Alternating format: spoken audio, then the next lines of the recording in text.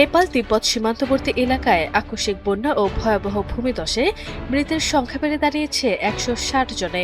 এখনও নিখোঁজ রয়েছে কয়েকশো মানুষ।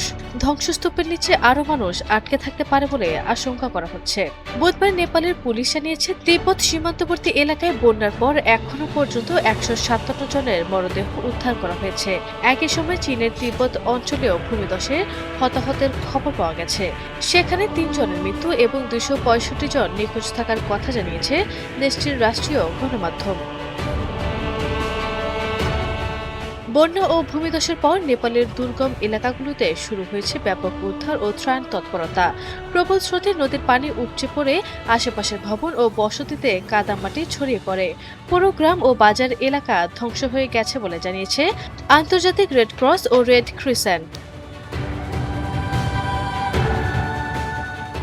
দুর্যোগ মোকাবেলায় জরুরি তহবিল থেকে $40 লাখ সহায়তা দিয়েছে IFRC।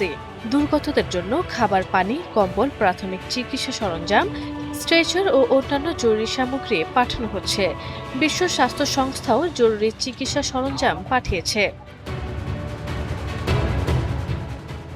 নেপালের পাশে দাঁড়িয়েছে ভারতও। কম্বল, সৌরবাতি ও ঔষধসহ প্রাথমিকভাবে 10 টন মানবিক সহায়তা পাঠিয়েছে দেশটি।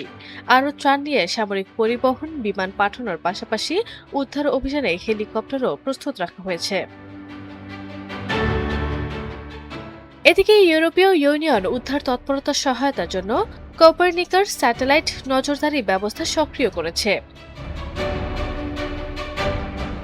বাংলাদেশের প্রধানমন্ত্রী তারেক রহমানও নেপালের ভয়াবহ বন্যার প্রাণহানিতে গভীর শোক প্রকাশ ও সমবেদনা জানিয়েছেন। তিনি বলেন, এই দুঃসময় নেপালের যে কোনো সহায়তার প্রয়োজনে বাংলাদেশ সরকার ও জনগণ পাশে থাকতে প্রস্তুত।